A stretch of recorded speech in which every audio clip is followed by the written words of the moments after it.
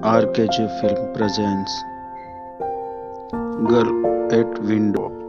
दोस्तों, ये कहानी एक ऐसी कहानी है जिसमें माँ और बेटी घर शिफ्ट कर रहे होते हैं। तभी उसको सामने से एक फोटो दिखती है और उसमें उसके पापा और वो एमी होती है। एमी और उसके पापा के फोटो देखती है, फ्लैशबैक में चली जाती है और वो फ्रेम टूट जाती है।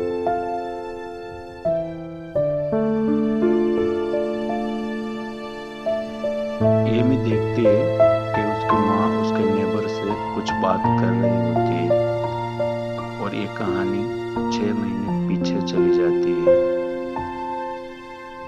6 महीने के पहले क्या हुआ था वो एक पूरा सीन पिक्चर में दिखाई देता है। और एमी एक नोट लिखती है। नोट के अंदर दिन में जो भी कुछ होता है वो एमी इन नोट में लिख लेती है।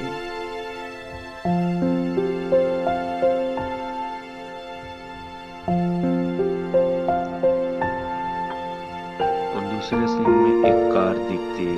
कार के अंदर एक कपल होता है और वो कुछ रोमांटिक पलों में दिखता है। जब वो रोमांस कर रहे होते तब वो गर्ल कुछ कहती है, मुझे कुछ आवाज सुनाई दे रही है।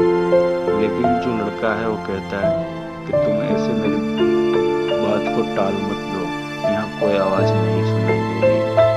लेकिन लड़की बोलती है तुम देखो, और लड़का देखता है कि यहाँ कोई नहीं है।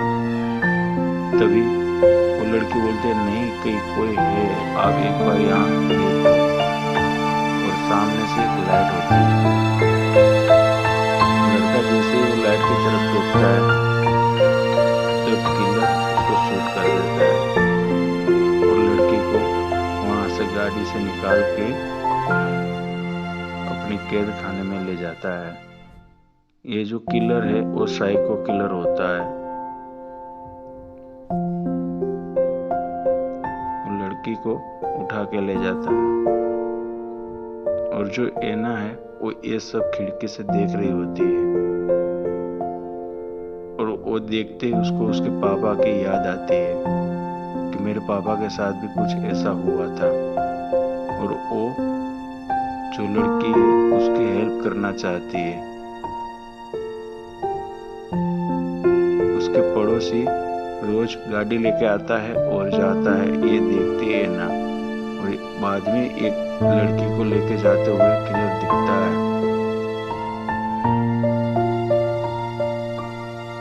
और ये वही घर है जिसके अंदर किलर ने इस लड़के को रखा है।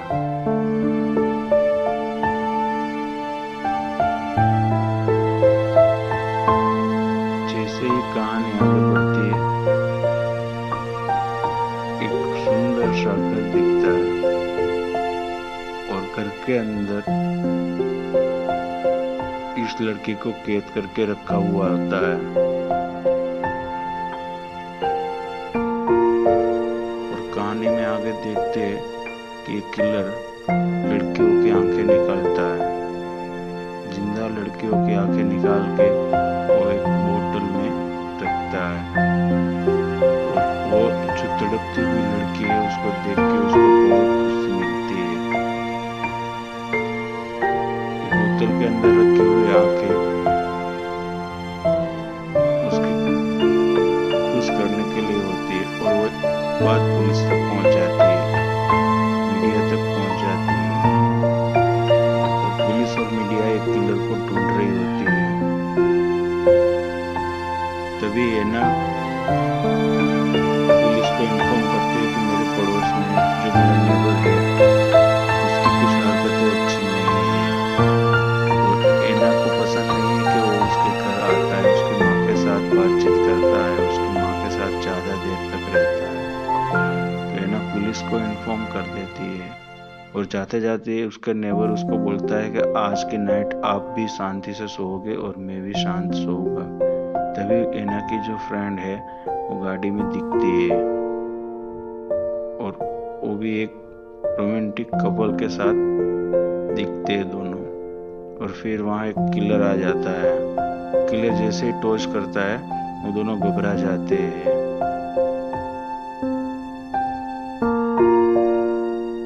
और एना ये सब देख रही होती है। तभी वहाँ पुलिस आ जाती है और उसके नेबर के घर में क्या है क्या नहीं है एना की कंप्लेंट की होती है। तो वो पुलिस देखती है।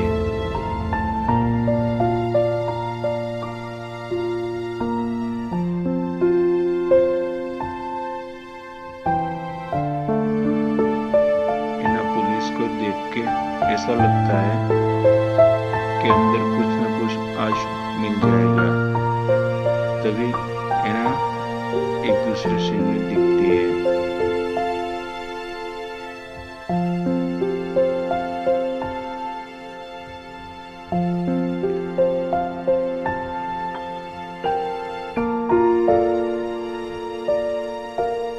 एना वो घर के अंदर जाना चाहते हैं लेकिन वो जा नहीं पाती है। 3-4 बार ट्राई करने के बाद भी वो घर के अंदर नहीं पहुंच पाती है। और एक बार चुपके से वो घर के अंदर चली जाती है। जाने के बाद वो देखती है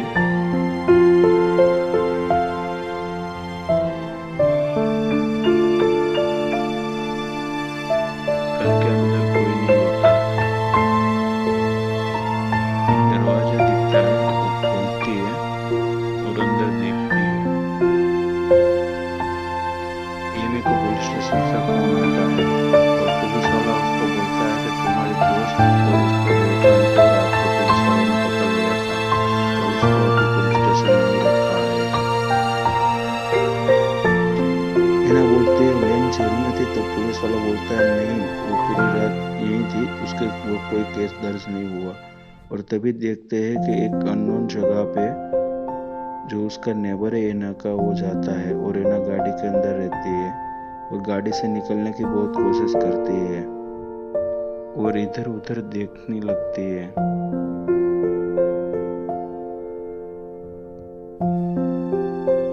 तभी उसको दिखता है कि मैं पकड़ी गई हूँ और वो गाड़ी सीधी उसका नेबर है वो लेके चला जाता है और गाड़ी के अंदर एना बैठी होती है। जहाँ पे लड़कियों को कैद करके रखा होता है वहीं एक उसका नेबर जाता है और एना घबरा जाती है। आगे देखते हैं कि एक बड़ी सी गुफा में कुछ लड़कियां कैद होती है। एक लड़की वहाँ होती है जो टॉर्च की लाइट से डर जाती है और चिल्लाने लगती है। तभी एना का नेबर बोलता है कि चिल्लाओ मत, मैं तुम्हारी हेल्प करने के लिए आया हूँ, तुम शांत रहो, मैं अभी तुमको यहाँ से निकालता हूँ। लेकिन वो लड़की बोलती है कि मुझे डर लगता है और ऐसे ही वो लड़की चिल्लाने लगती है और वो इधर उधर देखने लगता है। तभी दरवाजा खोलते ही एना बाहर आ जाती है और गिर जाती है। गिरते ही वो जोर जोर से चिल्लाने लगती है और बाहर निकलते ही वहाँ सामने पुलिस होती है। पुलिस को पहले से एना ने इन्फॉर्म किया होता है। पुलिस इतनी घबरा जाती है ना कि चिल्ला चिल्ला के बोलती है इसको मार दो और पुलिस उसके नेबर को शूट कर देती है और उसका नेबर वहीं मर जाता है। इतने में एना की मम्मा आ जाती है। एमी को पुलिस वाला पूछता है कि तुम क्रिस की वैन में कैसे पहुंची और वहाँ तुम क्या कर रही थी। तो एमी बताती है कि मैं ऐसे कुछ नहीं चल रही और देख रही थी कि मेरा नेबर जो है कल क्या रहा है। तभी उसको पुलिस वाला बोलता है तुमको कुछ बीमारी भी है। एमी बोलती है हाँ, मेरे पापा के एक्सीडेंट के बाद मुझे बीमारी हो गई। पुलिस वाला कहता है मेरे सवाल का जवाब दो। तभी एमी कहती है कि तुमको उसको ढूंढना पड़ेगा। और उसी टाइम उसकी मम्मा कहती है कि एमी अब बस करो, क्रिस मर चुका है। और कीमी को उसी टाइम वो दौरा पड़ता है और वो वापस से फ्लैशबैक में चली जाती है और उसको बचाओ बचाओ ऐसी आवाजें सुनाई देने लगती है।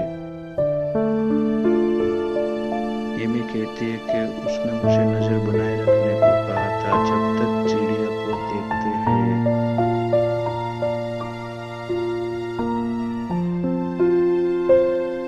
एमी कहती है वहाँ बहुत सारी पुरानी खदानें थी और नजर बनाए रखो ऐसा उन्होंने कहा था।